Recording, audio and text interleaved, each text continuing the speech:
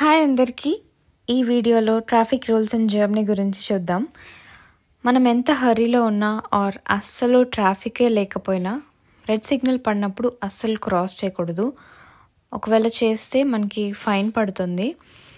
ఎవరికైనా ఫైన్ పడుంటే ఎంత పడిందో ప్లీజ్ టు కామెంట్.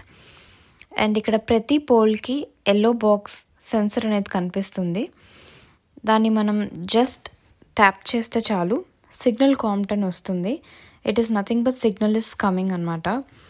సో దాన్ని ట్యాప్ చేసిన ఒక 30 seconds to 1 minute లోపల ఆటోమేటిక్గా గ్రీన్ సిగ్నల్ అనేది జనరేట్ అవుతుంది.